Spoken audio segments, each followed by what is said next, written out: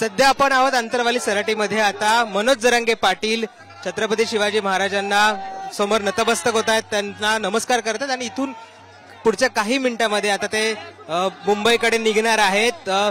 कालपासून खरं तर त्यांनी जाहीर केलं होतं की ते मुंबईकडे निघणारच आहेत।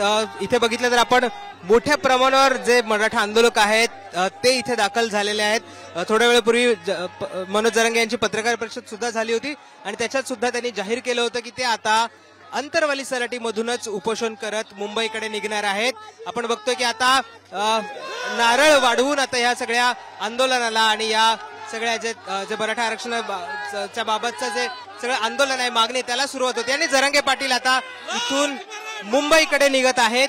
इथून आता काही वेळ ते एक सभास्थळ आहे तिथे जाणार आहे, तिथून पुढे ते मग बीडकडे निघणार आणि बीडकडून मग पुण्यामार्गे मुंबईला ते जाणार आहेत। मोठ्या संख्येने जे आंदोलक आहेत ते इथं जमलेले आहेत आणि त्यांच्या सोबत आता इथनं ते सगळे पुढे मुंबईकडे चालत जाणार आहेत।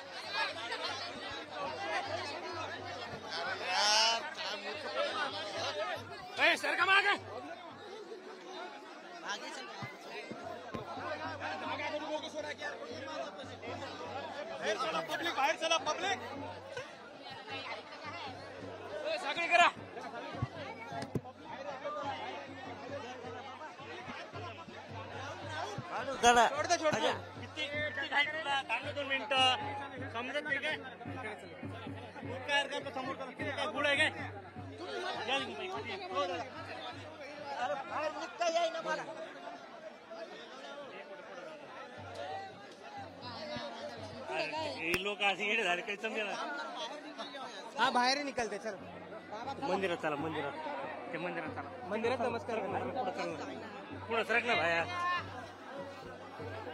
मंदिरात चल भाई,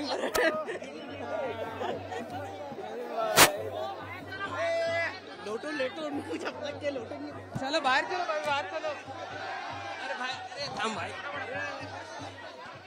आ गए भाई, साइड लो।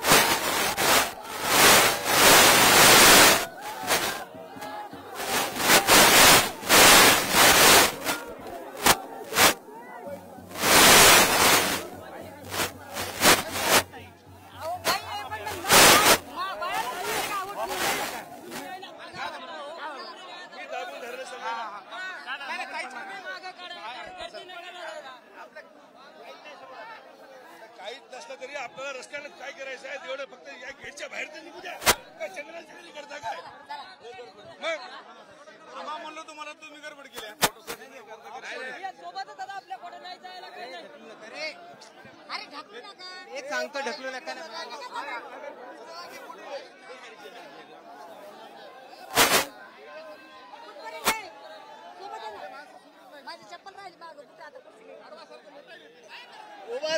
पुढे चला पुढे पुढे पुढे असं आहे ना तुम्ही असं आहे ना इकडून या ना. तिकडे जाऊ दे, बाहेर जाऊ दे. पलीकडून चला. हॅलो बोला ना. नऊ संबंधित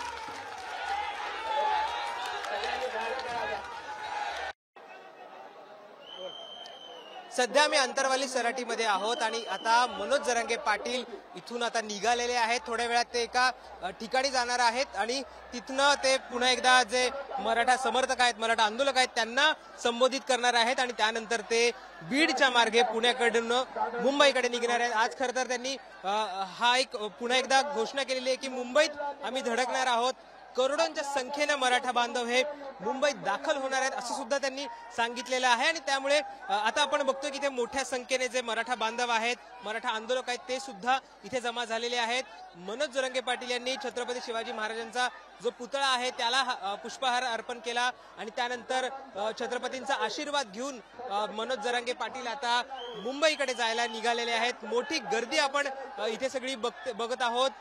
मोठ्या संख्येनं इथल्या जवळपासच्या गावातले लोक असतील, इतर जी लोक असतील, पुणे असेल, सोलापूर असेल, बीड असेल, हिंगोली असेल, अशा विविध भागांमधनं आता जे मराठा आंदोलक आहेत, मराठा समर्थक आहेत, मनोज जरांगेंचे समर्थक आहेत ते इथे दाखल झालेले आहेत आणि इथून आता बीडच्या मार्गे पुण्याला जाणार आहेत आणि पुण्यावरनं मुंबईकडे मनोज जरांगे पाटील निघणार आहेत. खरं तर आज सकाळीच त्यांनी ही घोषणा सुद्धा केलेली आहे की ते मुंबईमध्ये जाऊन खरं तर उपोषणाला बसणार होते, परंतु आजपासूनच ते उपोषणाला सुरुवात करणार आहेत आणि त्यांनी म्हटलेलं आहे की मी हे जे आंदोलन आहे की या आंदोलनादरम्यान सुद्धा ते उपोषण करणार आहेत. अर्थात त्यांनी चर्चेची दारं बंद केलेली नाहीये. त्यांचं असं म्हणणं आहे चर्चा करायला आमच्याशी कोणी आलं तर आम्ही चर्चा करायला नाही म्हणणार नाही, आम्ही त्यांच्याशी चर्चा करू, परंतु आम्ही मुंबईकडे जाणार आहोत. आमचा मुंबईकडे जाण्याचा जो निश्चय आहे तो आम्ही नक्की केलेला आहे आणि म्हणून आता आम्ही मोठ्या संख्येने मुंबईकडे निघालेलो आहोत. खरं तर काल रात्रीपासून इथनं वेगवेगळ्या भागांमधनं जे मराठा आंदोलक आहेत ते जमायला सुरुवात झाली होती.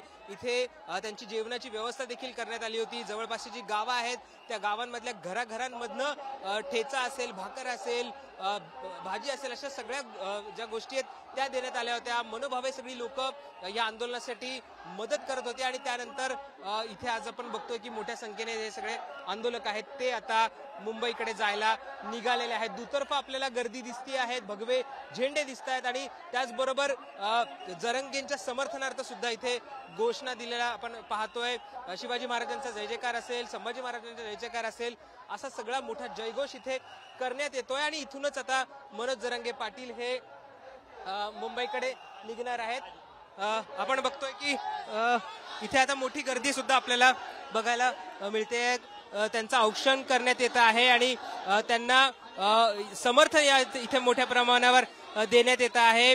काही जे समर्थक होते त्यांनी एक कवड्याची माळ सुद्धा मनोज जरांगेंना दिलेली आहे, ती त्यांनी परिधान केलेली आहे. आणि आपण बघतोय की हा सगळा जो मराठा बांधव आहे तो इथे जमा झालेला आहे. त्यांची मागणी आहे की त्यांना आरक्षण हवं आहे आणि ते आरक्षण घेतल्याशिवाय आम्ही मागे हटणार नाहीये.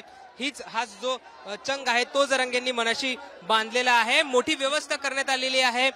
ट्रॅक्टर असतील, गाड्या असतील, याच्या माध्यमातून सगळे जे समर्थक आहेत ते मुंबईकडे जाणार आहेत. अँब्युलन्स सोबत आहेत. त्याचबरोबर आपण जर बघितलं तर ते या आंतरवाली सराटीकडे येणारे जे रस्ते आहेत तिथे पोलिसांनी सुद्धा मोठा बंदोबस्त ठेवलेला आहे. जालन्याचे एसपी ते सुद्धा इथे आलेले आहेत. त्यांनी सुद्धा या सगळ्या परिस्थितीचा आढावा घेतलेला आहे. कुठलाही अनुचित प्रकार घडू नये याची सुद्धा खबरदारी घेतली जाते. आणि त्याचबरोबर मोठा पोलीस बंदोबस्त सुद्धा इथला जो छत्रपती संभाजीनगर सोलापूर हायवे असेल किंवा इथले जे नाके आहेत तिथे सुद्धा मोठा बंदोबस्त आपल्याला पाहायला मिळत आहेत. मोठ्या प्रमाणावर हे समर्थक आता जरांगे पाटलांसोबत निघालेले आहेत. एकच मागणी आहे मराठा आरक्षणाची. मनोज जरांगे पाटील पहिल्यापासून मागणी करतायत की आम्हाला ओबीसीतले आरक्षण हवं आहे. स्वतंत्र आरक्षण कोर्टात टिकत नाहीये. अनेक वेळा आम्ही ते पाहिलेले आहे आणि त्यामुळे आम्हाला ते आरक्षण नकोय.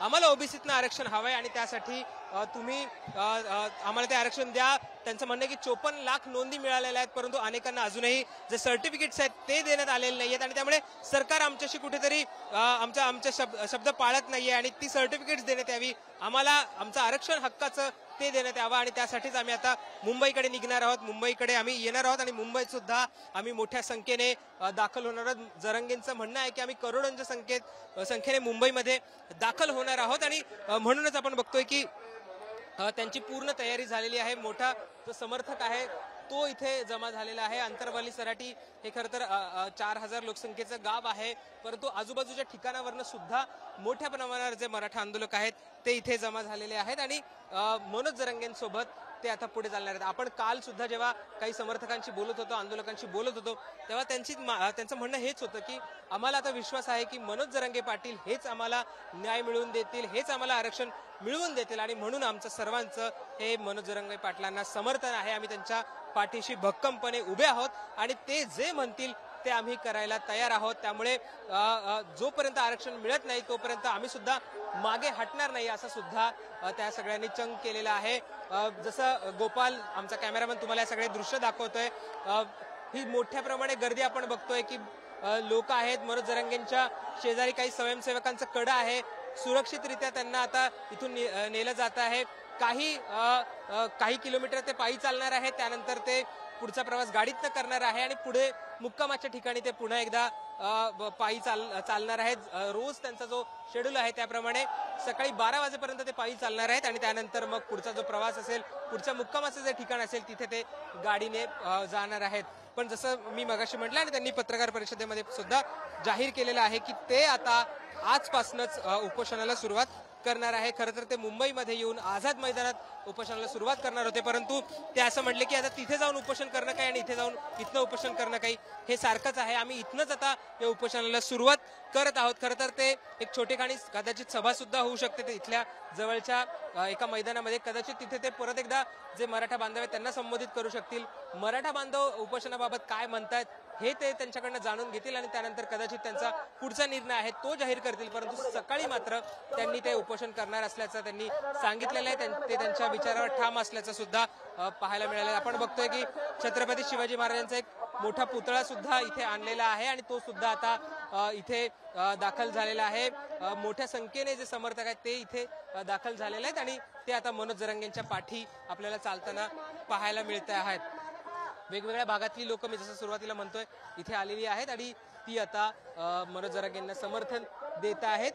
बघणं महत्वाचं असणार आहे की आता ही गर्दी कशी वाढत जाते आहे. पुढे बीडमध्ये त्यांचा मुक्काम आहे, त्यानंतर पुणे जिल्ह्यामध्ये मुक्काम आहे आणि त्यानंतर ते मुंबईच्या दिशेने जाणार आहेत. मनोज जरांगेंचं म्हणणं आहे की इथे ही गर्दी तुम्हाला दिसते, परंतु इथे पुढे मुंबईपर्यंत जाताना ही गर्दी मोठ्या प्रमाणावर वाढणार आहे. आम्ही मुंबई जाम करून टाकू असं सुद्धा त्यांनी म्हटलेलं आहे. करोडोंच्या संख्येने आम्ही तिथे दाखल होणार आहोत आणि जसं जसं मनोज जरांगे पाटील मुंबईकडे जाऊ लागतील तसे जसे त्यांना जे समर्थक आहेत, जे आंदोलक आहेत ते जोडत जाणार आहेत.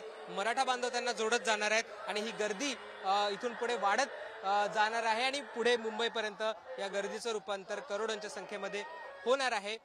जरांगे पाटलांचं म्हणणं आहे की आम्ही मुंबईकडे जाणार आहोत, आम्हाला आरक्षणच्या मागणीसाठी आम्ही जाऊ किंवा मग आम्ही जर आम्हाला या काळामध्ये आरक्षण दिलंच सरकारने तर आम्ही गुलाल उधळत मुंबईकडे येऊ, परंतु आम्ही मुंबईकडे येण्यापासून थांबणार नाही आहोत. आम्ही मुंबईकडे जाणारच आहोत आणि आरक्षण आम्ही हे घेणारच आहोत.